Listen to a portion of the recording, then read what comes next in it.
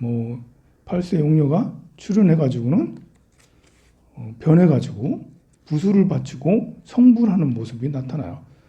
팔세 용녀가 남자로 이렇게 변하고 난 다음에 그 남방의 무구세계에 가서 보배로운 연꽃에 앉아 등정각을 이루는 모습을 보여주죠. 이제 자, 이 모습은 무엇을 암시하니, 무엇을 설하기 위해서 이 말씀을 하신다면, 문수보살님께서 바다에서 법화경을 설했다라는 얘기를 하려고 한 것도 있지만, 그 다음에 종지용출품이 14, 15품에 보면 종지용출품이 나오거든요. 종지용출품에 보면 땅 속에서 항아사수의 많은 보살들이 막 출현해서 올라와요. 한두 명이 아니고 엄청 많은데, 그러니까 이 앞에 문수보살님은 먼저 땅이 아니고 바다에서 솟아 올라왔는데, 이것은 이제 예고편에 불과하다. 본편에 15종지용출품에 가면 본편에서는 그야말로 헤아릴 수 없을 만큼 엄청난 보살들이 땅에서 올라오게 됩니다. 그들이 그들의 이제 올라왔을 때 그들의 모습을 보니 문수, 보현, 지장, 관음보살님만큼이나 이미 공부가 많이 돼 있어. 그래서 이제 이렇게 그렇게 그 정도까지 이렇게 내공이 강하려면, 보살의 지위가 그렇게 높으려면 굉장히 오랜 세월 동안 수행을, 몇 급 동안 수행을 해야지. 그러니까 땅에서 올라온 분들이 굉장히 오랫동안 수행하신 분이에요. 그래서 석가모니 부처님보다도 훨씬 더 오랫동안 수행을 한 것처럼 보이는 거예요. 그래서 이제 사람들이 의문을 가졌죠. 저분들은 저렇게 오랫동안 그 수행을 하셨는데 어떻게 부처님 제자냐고. 그래서 이제 종지용출품에서는 이제 부소자노의 비유 이러면서 아들이 20대 청년 같은 사람이 80대 노인한테 제 사람은 내 아들이에요 라고 하고, 80대 노인이 20대 청년한테 저분은 나의 아버님입니다 라고 하는 것과 같다라고 할 정도로 그렇게 비유를 하신 게 종지용출품에 나와요. 그러니까 종지용출품에서 땅에서 솟아오른 많은 부처님께서 이미 오래전부터 제도를 하신 그 모습을 미리 암시를 하기 위해서 여기에 있는 문수보살이 물 위에서 이렇게 올라오신 그런 보살들에 대해 설명을 하고, 그 중에 특출량 용녀가 있다라고 해서 그 예시로 이렇게 잘해. 내 제자들 봤지? 그 중에 하기 어렵다라는 용녀, 축생, 그것도 용년, 축생이고 여자야. 얘들도 내가 이렇게 해서 성불시켰는데, 뭐 이렇게 성불시켰다라고 쉽지 않은 일을 했다라고 그러는데요. 이것은 종지용출품에서 올라오신 보살들의 위엄이 얼마나 대단한지를, 그러니까 새로 출현한 보살들이 얼마나 훌륭한지를 설명을 하는 거예요. 그리고 그것은 제16 열애수량품을 설하기 위해서 밑밥을 이렇게 기초를 깔아 놓는 것이죠. 그렇게 해서 설해진 게 바로 열애수량품이에요. 또 열애수량 부처님의 수명이 무량하다는 얘기를 하기 위해서 화성육품에 보면 대통지승불이 나오고, 대통지승불의 16번째 왕자가 나중에 석가모니 부처님이 되는데, 거기서도 굉장히 오래 전부터 대통지승불의 그 이야기가 엄청 헤아릴 수 없을 정도로 많은 세월 이전의 이야기라고 그렇게 얘기를 해서, 구원성불 부처님은 이미 성불한 지 오래됐다. 지금의 2645년 전, 2645년 전에 부처님이 태어나신 거는, 그거는 방편에 불과하고, 부처님은 여러 번 나타났다 열반하시고, 나타났다 열반하시고, 그 이야기를 하시는 거예요. 그리고 여기에서 제바달타품에서 중요한 것은 내가 잘난 사람이 꼭 아니라는 거예요. 나보다 잘난 사람 많다.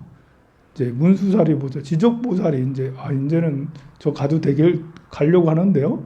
뭐 지적보살님이 가려고 하니까 이제 그때 가만히 있어봐라, 문수라는 보살이 있는데 하면서 그때 이제 문수보살이 나타나고 문수보살의 제자들이 바다에서 올라오는데요.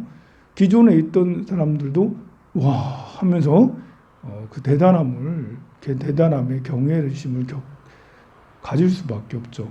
그러니 내가 아무리 수행을 많이 했어도 나보다 더 많이 수행한 사람은 항상 있다라는 거예요. 겸손함을 우리에게 가르치죠. 제바달타 보면 처음부터 그냥 겸손함을 가르쳐요. 제바달타 자체가 우리 불교인들이 보기에는 완전히 원수거든요. 악인이잖아요. 세상에 그 부처님을 해하려고 했던 사람보다 악인이 어디 있어? 지옥은 누가 가겠어요? 부처님에게 흠집을 준 사람이 지옥에 가고 부처님을 살해하고 이런 사람들이 그 지옥에 가는 거 아니겠어요? 아니 평범한 사람을 죽이는 것도 지옥에 가죠. 소돼지를 죽이는 것도 과보를 받게 되죠. 소돼지보다 사람 죽이는 게 더 이렇게 그 죄의 값이 크잖아요. 큰가요? 그럼요. 모든 생명은 다 존귀하고 다 평등한데요. 역학상으로 보면 힘의 원리상으로 보면 돼지 소의 힘보다는 사람의 힘이 훨씬 더 커요. 돼지 소가 죽으면서 원한심을 가질 때 그 원한의 마음도 작진 않아요. 그러나 사람이 죽을 때 원한의 마음은 훨씬 더 크다라는 거예요. 그 말은 수행자에게 상해를 입히면 그거는 더 큰 거예요. 이제 수행자는 염력이 훨씬 더 크고 세상에 작용하는 작용력이 커요. 근데 이제 여기에서 우리는 두 가지를 이렇게 유념해야 되는데요. 이렇게 그 소, 돼지나 이렇게 했을 때 죽으면서 원한심을 갖겠죠, 그죠? 원한심만 이제 인과의 원리에 적용되는 게 아니라 소, 돼지를 살해했다라는 그 살심, 이것이 자연적으로 심판을 받게 돼요. 저는 그 업이 훨씬 더 크다고, 영향력이 더 크다고 생각해요. 원한심보다. 원한심도 클 수가 있겠죠. 소, 돼지는 원한심을 가져도 엄청나게 원한심을 갖진 않죠. 사람은 원한심을 가져요. 근데 사람이 생명을 살해했을 때 죽는 사람은 원한을 품고 죽겠죠. 근데 그 영향력은 그 다음 생이나 그 다음 생, 두 생, 세 생밖에 되지 않아요. 그거보다도 사람을 살해했다라는 그 자체의 인과의 힘이 더 크게 작용되고 오래 작용이 된다는 거, 살심이. 그래서 원한심도 중요한 작용이지만 윤리적으로 이렇게 세상이 우주가 돌아가는 원칙상 인과는 분명하니 그것이 더 큰 거죠. 보살은 생명을 살해를 당해도 원한심을 품지 않아요. 부처님이 뭐 제바단타한테 원한을 품었겠어요? 제가 나를 자꾸 죽이려고 해. 부처님 어떻게 하시겠어요? 그래도 용서하고 사랑하겠죠. 여러분은 어떻게 하겠어요? 제가 나를 다 자꾸 죽이려고 해. 그럼 나는 방어해야죠. 같이 싸워야지. 싸우면서 미워하죠, 이제. 그러면 막 부글부글 끓고 막 같이 뭐 이렇게 그렇죠. 근데 그 과보는 성자를 살해한 과보가 훨씬 더 크다라는 거예요. 성자는 원한을 갖지는 않아요. 심지어 죽음까지. 아니 나를 저렇게 상해했는데 이 사람 결코 지옥에 가지 말아야 되는데 이 사람 이렇게 다시 참회하고 이렇게 개심해서 극락세계 반드시 왕생해야 되는데 그렇게 하면서 돌아가실 거라고요. 심지어 죽음까지 해준다고. 그렇지만 성자의 에너지가 워낙 강하고 인과에 부닥치는 원리가 워낙 강하기 때문에 성자를 향한 것은 굉장히 과보가 오래 간다라는 거예요. 과보가 크고 오래 가. 그러니 성자를 해야 하는 거는 정말 그 조심. 그런 일 여러분들이 그럴 일은 없겠지만 수행을 많이 한 분들은 여러분들이 수행을 많이 한 분들을 존경하고 수행을 많이 한 분들에게 공양을 올리고 보시를 하는 거 이유도 그래서 그런 거죠. 근데 뭐 저분이 수행을 많이 했다 저랬다라는 거는 여러분들이 어떻게 알겠습니까? 겉모습이 총무원장이고 종종이면 수행을 많이 했냐? 아닐 수도 있어요. 제가 더 많이 했을 수도 있다고요. 반대로 제가 여러분들이 볼 때는 황룡사 주지니까 우리 절에 스님이니까 수행을 많이 했다라고 여기겠지만 제가 꽝일 수도 있어요. 그죠? 여러분들보다 더 못할 수도 있다라고요. 겉모습으로는 알 수가 없는데요. 다만 그러다 보니 뭐 이렇게 우리는 늘 상대를 존중해 주는 게 제일 좋습니다. 그 수행을 많이 했든 적게 했든 관계없이 수행을 하려고 하는 분들은 다 존중하고 귀하게 여기고 불법 부처님 말씀을 조금이라도 알고 있는 사람들은 우리가 존중해서 그를 이렇게 그에게 공양 올리거나 잘해드리는 게 필요하죠. 그 제바달타 품에서는 제바달타가 부처님의 전생의 스승이라고 했고 법화경을 그분으로 인해서 만났다라고 그랬어요. 지금은 부처님 당시에는 원수지 부처님을 살해하려고 하는 이상한 사람이지만 과거 전생의 스승이라고 했죠. 자, 여기에서도 우리는 마음 쓰는 법을 배울 수가 있죠. 우리가 집착을 내려놔야 돼. 마음을 내려놔야 돼. 머무르지 않고 마음을 써야지. 이제 머무르지 않고 마음 쓰기, 집착 내려놓기, 뭐 그냥 내려놓기. 어떻게 하면 마음이 내려놔지지? 막 이렇게 여러분들이 당하면 마음속이 막 그러죠. 미운 사람 생각하면 싫잖아 그냥. 근데 내려놓으라면 안 내려놔지는데 자꾸 스님은 내려놓으라고. 그렇게 해서 이렇게 내려놔야지 이렇게 해가지고는 잘 안 내려놓고 오히려 더 생각이 더 많고 오히려 윤리적 뭐라고 해야 되나? 윤리적 그 죄의식 아니 내가 하지 말아야 될 걸 한다라는 것에 대한 죄의식이 클 수 있다니까요. 부처님은 용서하라고 했는데 난 용서가 안 돼. 이 용서가 안 되는 이 나 때문에 더 미치는 거야 이제. 아니 그가 미워서 미치기도 하는데 내가 용서가 안 되란다는 이것에 또 미치는 거야. 두 번 죽이는 거예요. 두 번 죽이는 거. 근데 그렇게 해서 용서를 해야 되는데 왜 안 되지? 이렇게 하기보다는 마음 바꾸는 게 바로 제바달타 품에서 그는 전생에 나의 스승이었다. 라고 이런 것은 이것이야말로 이렇게 마음을 내려놓는 법이라고 할 수가 있습니다. 이 세상에는 문제가 항상 있어요.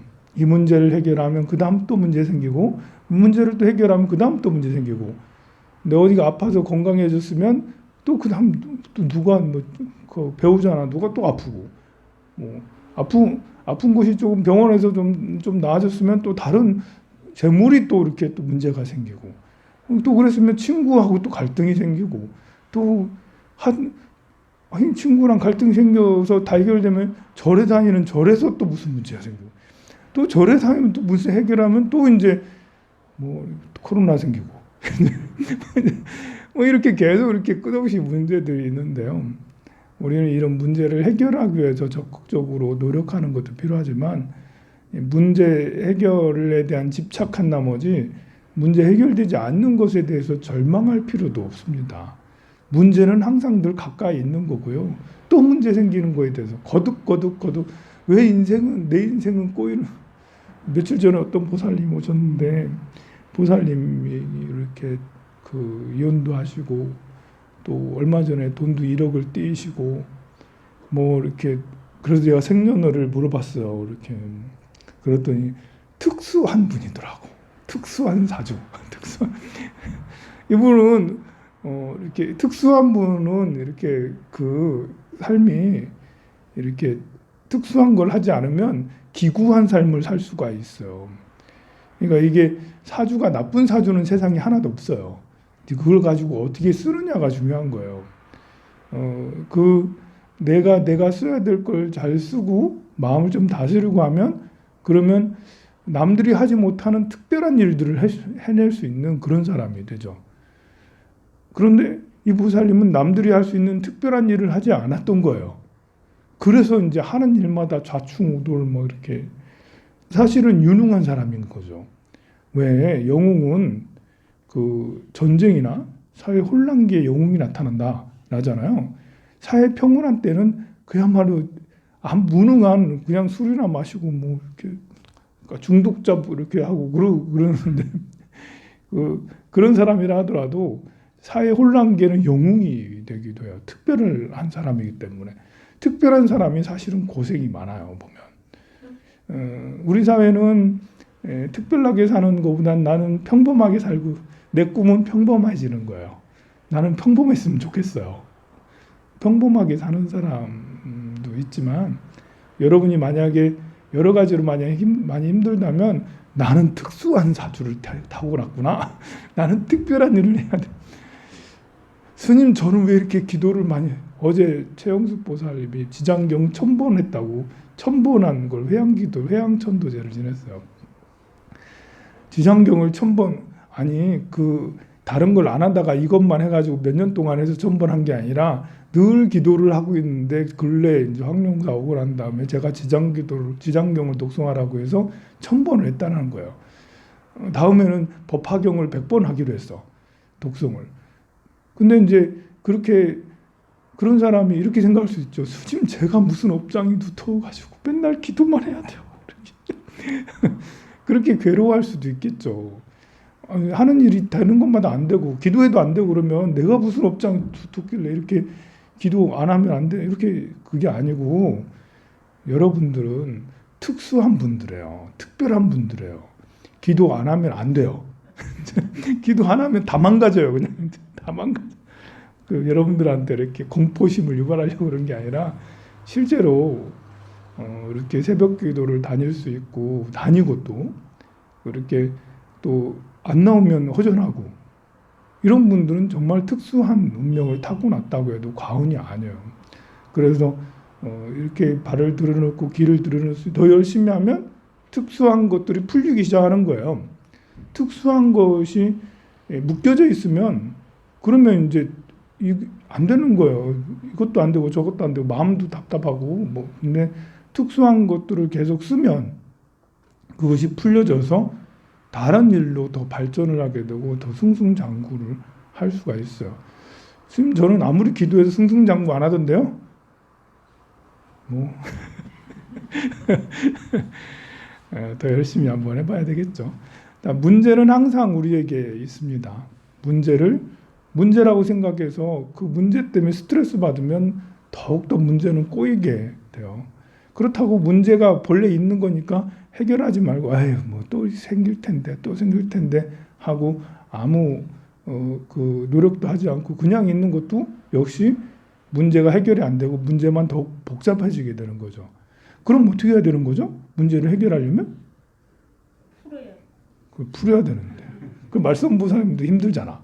어떻게 이 문제를 해결해야 돼? 거사님 때문에 죽겠다라는 건데 거사님 편찮으시거든 아프시거든요. 그냥 아프신 것도 아니고 몇십 년 동안 집착이 많으셔서 아프신 거야. 이걸 어떻게 해결해야 되는 거지? 답이 사실은 없어요. 해결하려고 막 노력하면 힘들고 그것 때문에 내가 더 힘든 거야. 근데 해결 안 할 수도 없고 우리는 세상에 이렇게 정답은 사실은 없는 것 같아요.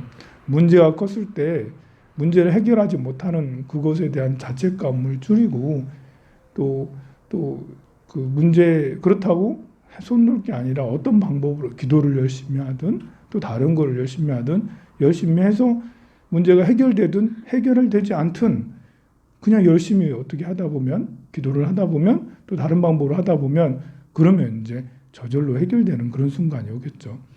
그런데 그 무엇보다도 이렇게 문제를 해결하기 위해서 상대를 압박하는 것은 사실은 좋은 건 아닌 것 같아요.